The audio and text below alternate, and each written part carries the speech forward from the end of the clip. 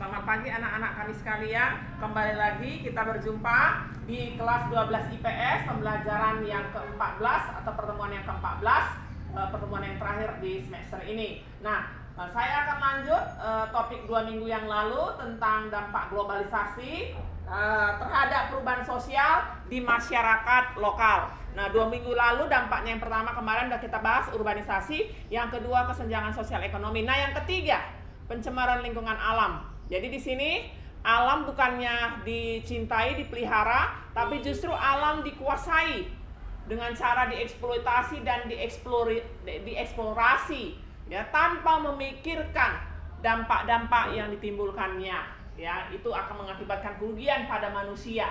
Nah, kita akan lihat apa saja klasifikasi pencemaran menurut Action.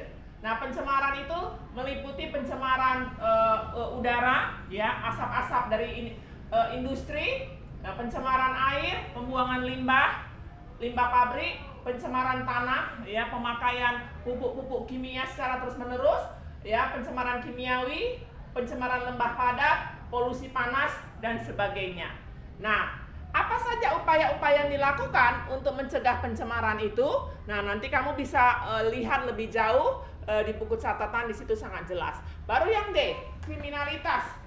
Baik dari segi kualitas daripada kriminalitas itu maupun kuantitasnya. Nah, apa saja sebab dari kriminalitas? Pertama, karena meningkatnya sikap individualistis. Yang kedua, meningkatnya persaingan. Yang ketiga, meningkatnya pola hidup konsumtif, konsumerisme. Ya, artinya membeli barang bukan berdasarkan kebutuhan tapi keinginan. Meningkatnya pola hidup konsumtif, ya, konsumerisme sama. Meningkatnya pola hidup hedonisme. Hedonisme itu adalah kesenangan. Meningkatnya pola hidup materialisme. Nah, akibat-akibat itu, sebab-sebab itu menimbulkan kriminalitas. Nah, apa saja contoh kriminalitas?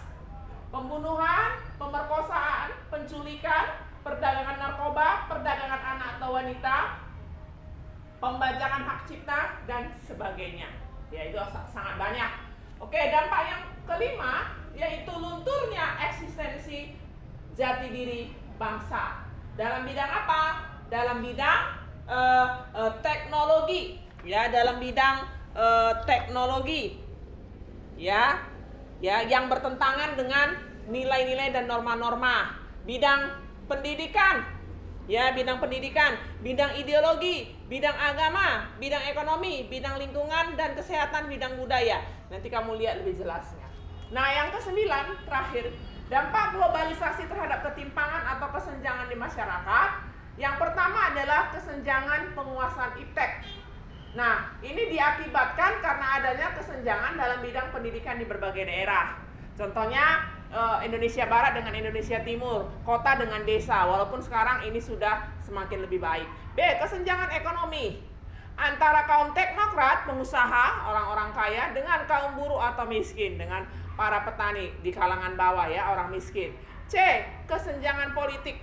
Ini berkaitan dengan pembagian kekuasaan melalui pemilu, dan di sini karena adanya KKN yang sering memunculkan tokoh-tokoh yang tidak berkualitas.